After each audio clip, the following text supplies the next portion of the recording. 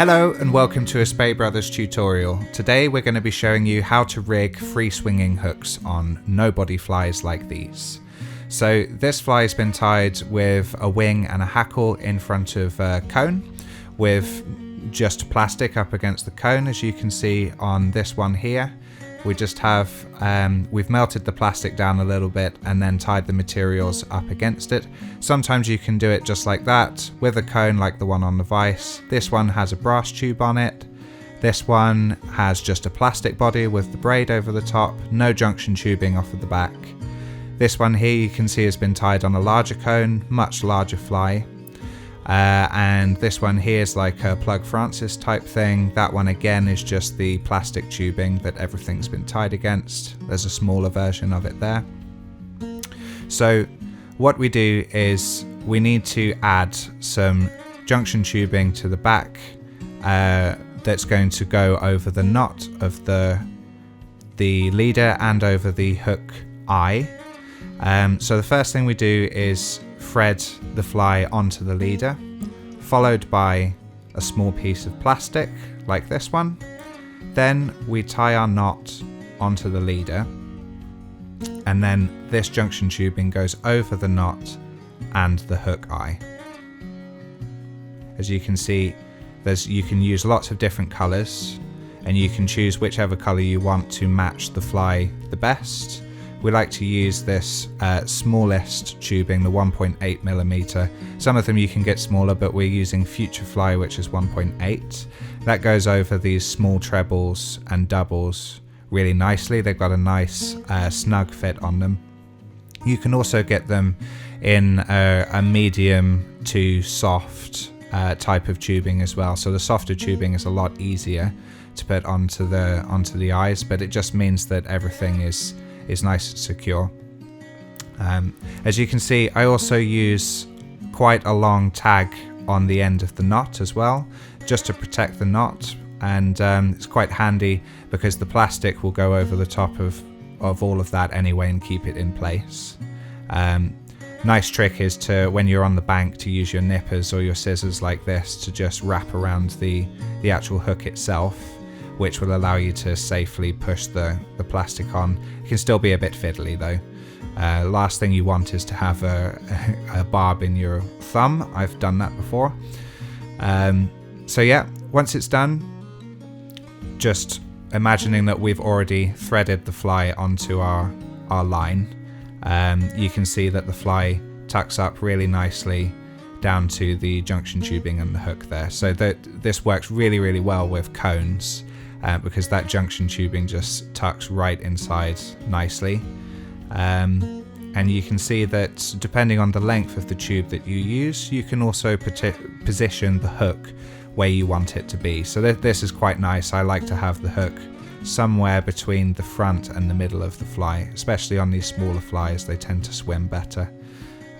Just so you can see, I'll throw on another one. This is a well-used fly from my box. It's a pattern by Lars Monk called Björk, although his original one has a black hackle and a fluorescent red head. But yeah, it works really nicely, as you can see. We can also try it with a slightly larger fly as well. The last ones were about 3 centimeters in length. This one's more like 5 or 6 centimeters, a size up. This size of hook that we've got would work really well for both of these flies, as you can see. You could choose to maybe make the junction tube a little bit shorter than this one so that it sits more to the front of the fly, but it works pretty well like this as well. But equally, we can do exactly the same with this free swinging setup with larger hooks. I've got a larger double hook here that's already been tied on. So for these larger ones, I would probably go for a slightly thicker tubing.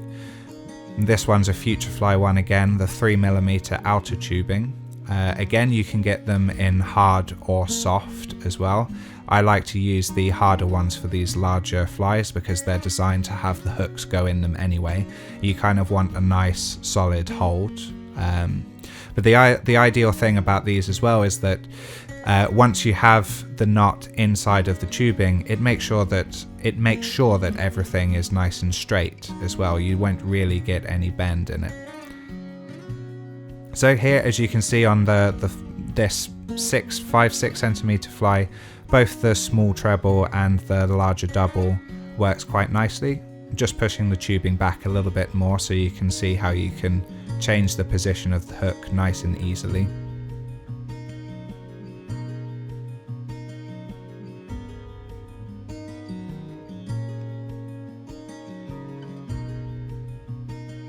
I'll just switch back to the treble so that you can see that again. Both work quite nicely, it just depends on what you would like to use when you're fishing yourself. But if we move back to the larger hook,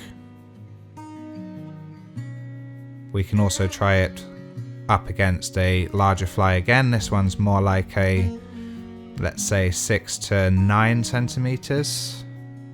And this one's up against a plastic tube. That's a liner tube with the braid added on top. They fit together quite snugly. And again, depending on the pattern, you can just change the color of the tubing. This one we put onto a larger fly, you can see it again. Works nicely just sitting it up against the back of a cone. This one's got quite a large cone, but perhaps the junction tubing on this one is a little too short, so we can just remove this one and take a larger piece.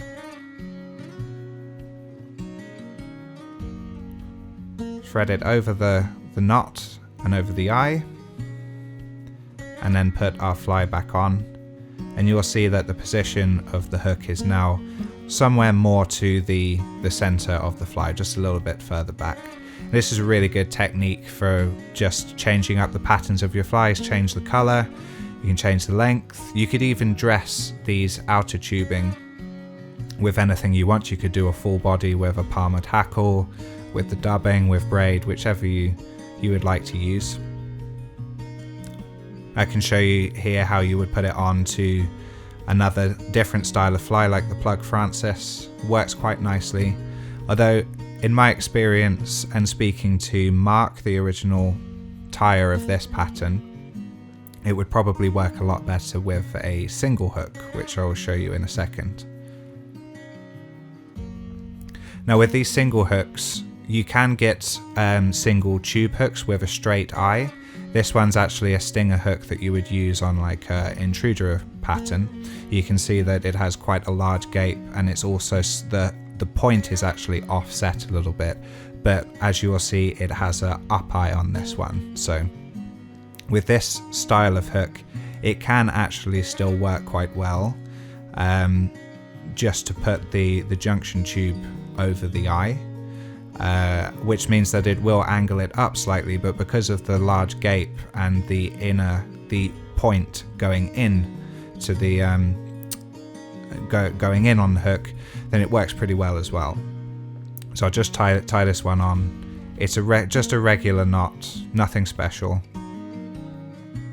and we'll cut this off with a fairly large tag again, because I want to make sure that there's no chance of that knot being damaged in any way.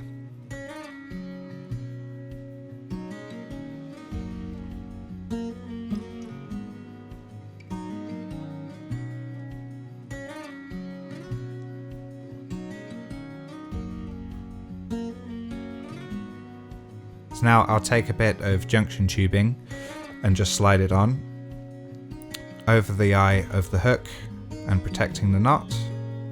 Put it back as far as you need, and as you can see, it is going to angle the hook up, but the point is still going to be straight, so it could work pretty well for a pattern like the Plug Francis.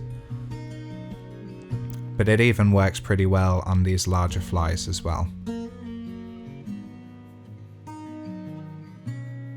This could be a great thing for people that are not happy to use anything more than a single hook, like doubles and trebles, or anywhere where you might not be allowed to use doubles or trebles. I'll just thread it into the Plug Francis here so you can see. can be a little bit tricky to find it. There you go. So the great thing about the single hook, especially these stingers in the back of flies like these and the flash flu that we've been tying recently, this isn't going to interfere with any of the feelers or the materials at the back of the fly. With doubles and trebles, the materials could get tangled quite easily, but the single seems to fish independently very nicely. Now, I just wanted to show you another way that you could rig a single hook for free swinging. This is more like how you would rig an intruder fly, perhaps.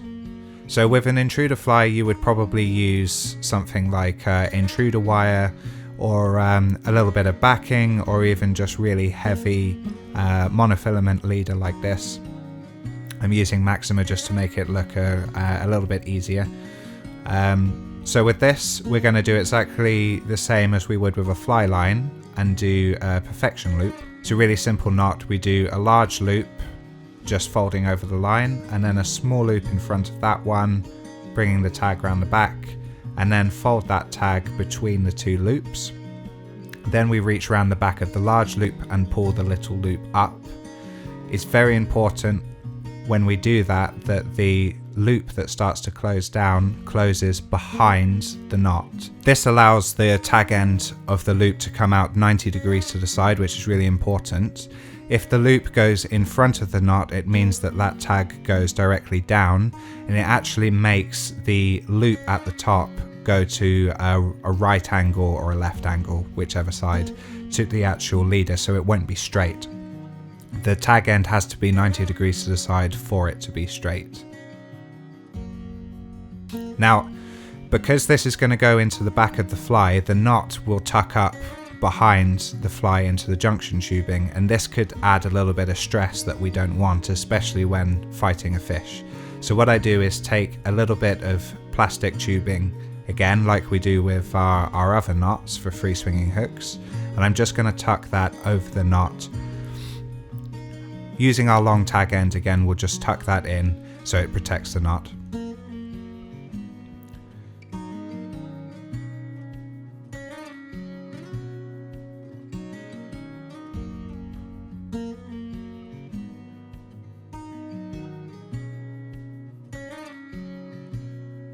Then we just loop our hook on as we normally would with an intruder fly. So that means taking the loop and putting it through the eye of the hook, and then pushing that loop over the back of the hook and tucking up underneath. It should slide up and be a really nice fit. Now I've tied the loop on this one perhaps a little too long. So you could tie this with a smaller loop to position the hook where you want it to go, but it means that you can easily change this whenever you want, as opposed to an intruder fly that's tied on a shank, where you always, whatever you've tied is what you have to have. So with this, you can always regulate how far you want the hook to go back, depending on the size of the fly. Now, as you can see, with this junction tubing being quite small and the loop being quite large, it means that the hook hangs back quite a way. So one way we can combat this is to use a much longer piece of junction tubing.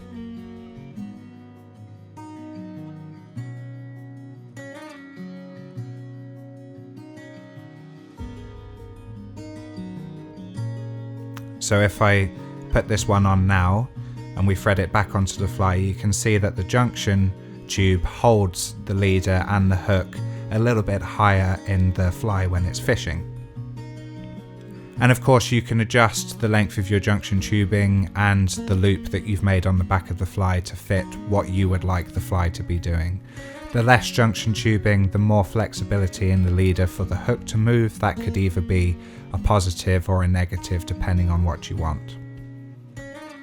So hopefully this has given you a few new ideas on how to rig free swinging hooks if you're new to the idea or you've been using it for quite a while.